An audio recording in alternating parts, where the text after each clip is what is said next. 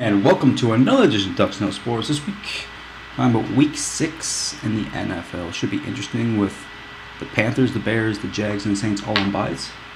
There's only a few of those coming off big wins, like the Bears and the Saints. And the Panthers, Jags need this week off because they are a mess, especially the Panthers. Cam Newton has to really get going. So should be interesting what they do in their bye. But first game this week, we're going to talk about the Steelers traveling to Tennessee to take on the Titans. So with the Steelers here, the Steelers last couple weeks have been very impressive, or especially last week, very impressive against a very good Eagle team. Getting turnovers, what they haven't really done all of this year. Pittsburgh Steelers look to be back in a way, and with the Bengals kind of slipping up a bit. Last couple weeks, maybe the Steelers can strike one of the irons hot and climb right back into the north and battle with the Baltimore Ravens, what they do seeing year after year. It should be interesting because Big Ben, the most underrated quarterback you'll ever find. Very good quarterback, really like him, but he doesn't even get the type of respect as a Tom Brady or an Aaron Rodgers or even a Drew Brees. But this guy just flows, he just wins games. It doesn't matter. This guy has no protection ever, but he seems to make plays down the field. And just such a tough guy to take down. That's what I love about Big Ben the most. He's not easily tackled. It doesn't take one man to tackle Big Ben. It takes a group of men to take Big Ben, which, if you're a quarterback, that's huge. He's like an extra running back out there, if you think about it. He's like an extra fullback out there because he's so big. And on the defense side of the ball, what the Pittsburgh Steelers have been known for to win games the last few decades, it seems. There is a decline, and Troy Polamalu, the line ball time isn't going to help this defense, but this defense can still, as we saw last week, still create turnovers. And I really like Pittsburgh going forward because they look to be back. They look to be the old Pittsburgh Steelers. On the other side of the ball, you have a scrappy, young Tennessee Titans team who probably will be missing their young stud QB, Jake Locker, for another week. It looks like Matt Hasselbeck will get the call again. And it's been interesting because Tennessee Titans have a chance to be a good team, but Chris Johnson, CJ2K, needs to get going. This guy, when healthy, is one of the best running backs in the league, but he hasn't played that way the last 2 years. And we may have to start asking the question, is this guy done? Is that, rush for 2,000 yards a couple years ago, but ever since then has done nothing? And maybe this guy is done, and if he is, then this team is going to hurt. It's going to hurt their success because I really don't like their chances without CJ2K ran the rock. This guy has to be a beast again because he has to take pressure off an old veteran like a Matt Hasselbeck, who isn't the old Matt Hasselbeck and can't really get the ball down the field consistently like he did back in the day with Seattle. But that being said, this defense has stepped up the last couple weeks and has become a very good defense, even this whole year. I can't remember, besides week 1 against the Patriots, when this team has really been out of the game. This team seems to be coming together well. And they got a good coaching staff. They don't seem to take a lot of stupid penalties. So Tennessee is scrappy, but on Thursday night, I do like the Pittsburgh Steelers to get it done. So I think the Steelers are just playing at a higher level right now, and I believe the Pittsburgh Steelers beat the Tennessee Titans. Our next matchup is a rematch from the NFC Championship game as the New York Giants travel to San Francisco to take on the San Francisco 49ers.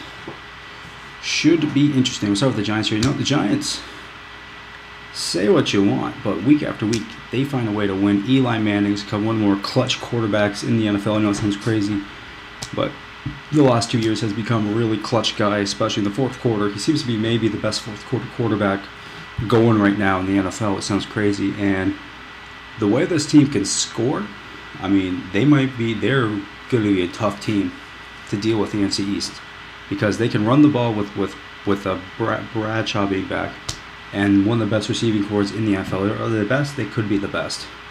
With Cruz, who you can't take lightly because he will burn you if you do not try to double team him. And with Nix possibly coming back, they need Nix coming back, but Nix is still a tough receiver that's hard to take out of the game. And Eli Manning becoming more of a clutch quarterback as every game goes on, and they're playing a team this week in San Francisco, who is, let's be honest, red hot. I mean, I think they've scored about over 100 points in their last 2 games. Very impressive. This offense is just clicking.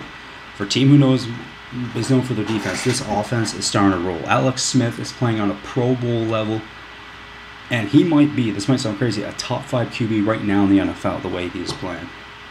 I know it sounds crazy, but it is true. I mean, and they can still run the ball with Frank Gore and with all their weapons, from Randy Moss, to Crabtree, to Vernon Davis. Scary, scary team, San Francisco, but with San Francisco bread and butter, their defense. And their defense is still the best defense in the league.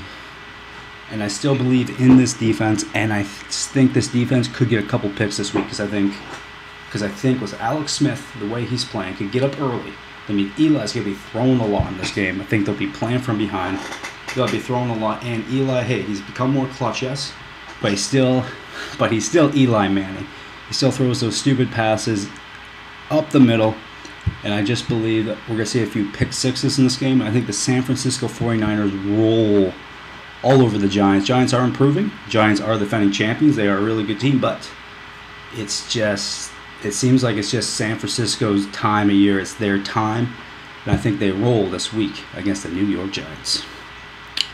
In our next game, the Monday Nighter, as the Denver Broncos coming off an all-right performance against New England Patriots, but did not come up with a win. Peyton Manning had one hell of a game. Almost 400 yards. Very, very impressive, but did not outduel Tom Brady, as Tom Brady got the best one. But traveling this week to San Diego, take on Philip Rivers and the Chargers, who are quietly becoming a great team this league, and a team that nobody wants to face or nobody's talking about. Start with Denver, like I said, great performance last week. I mean, Peyton Manning, basically, I think he'll outplay Tom Brady. But it's just clear this team is a one-dimensional team, which means they can't really run the ball. As last year with Tim Tebow, they could run the ball, but for whatever reason, they can't run the ball. I don't know if it's their offensive coordinator maybe wants to pass more because they have the great Peyton Manning, or I don't know what's the deal. Maybe Gahey isn't the same guy he was. But this team just consistently cannot get it done on the ground, and that's going to hurt you. Because Peyton Manning is still a good quarterback, but he's not a great quarterback anymore, and he needs some pressure taken off him, because it's pretty clear watching him play he can't throw deep, and if what you do, just dump it off every play, because that's basically what they've been doing the whole year. And I think this is where Denver Broncos will struggle to win games if they can't consistently run the ball. And let's face it, on the other side of the ball in their defense, not the greatest. I mean, last year they had a really good defense, but this year it just seemed not to be there. Von Miller's still a beast. Dumerville's still a beast, but besides that, nothing in the backfield. Nothing defensive backfield to write home about. Champ Bailey's getting older. He's not the same guy he was 5-6 years ago. And I believe their Broncos are still a good team, still have a chance to win the West, but they have to really get some things sorted out. They have to really get their ground game going, and they need to get more production out of the receivers, as Peyton Manning can't do it himself, and that's basically what he's been doing the first 5 weeks. Then I said, you have a San Diego team on defense who is kicking butt. I mean, this team, besides that one blowout loss against the Atlanta Falcons, still a very good team. I mean, this team does seem to get blown out, except that one game against Atlanta.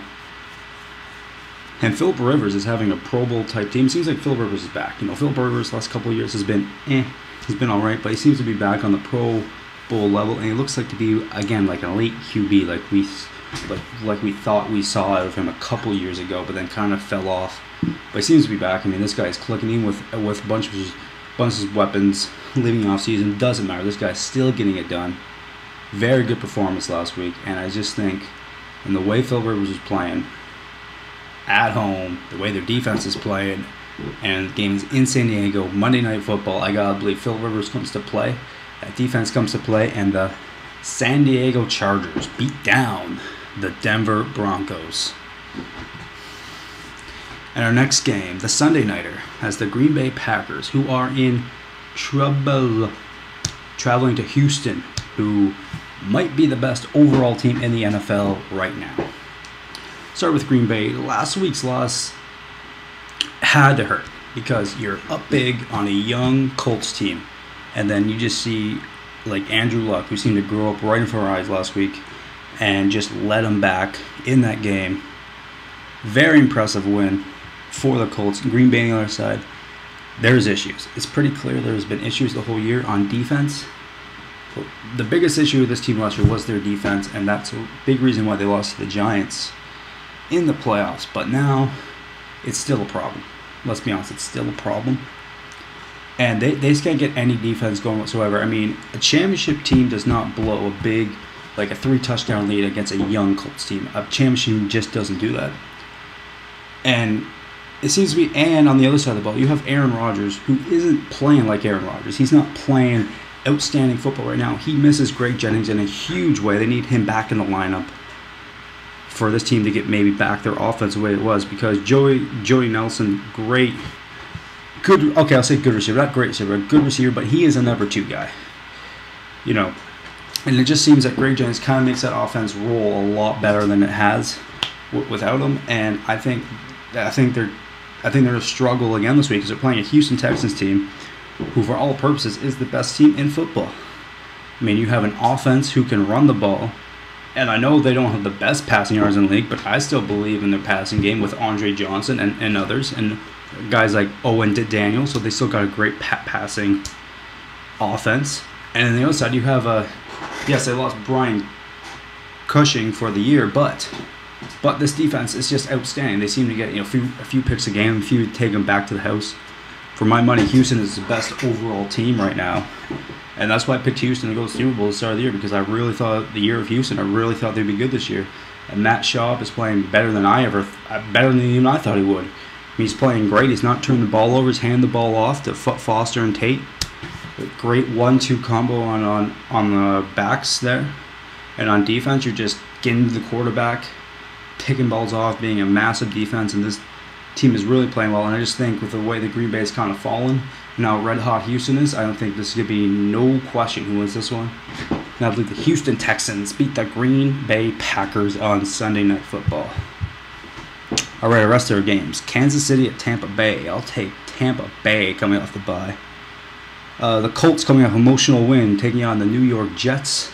Tough one, but I am going to take the Jets, as I was kind of impressed with what I saw last week against a really good Houston team. Cincinnati at Cleveland. No doubt in this one. Cincinnati will roll. Detroit at Philly. Even though Philly's been struggling, I will still take Philly, because as bad as Philly's been struggling, Detroit's been struggling a whole lot more. Oakland at Atlanta. I like Atlanta to stay undefeated. A trap game for Atlanta. They have the bye the following week, and at home against a bad team. There's always kind of that trap game, but I think Mike Smith will get his troops going that game. I think Atlanta, be a tight game, but I think Atlanta will win that game. St. Louis at Miami. Miami's impressed.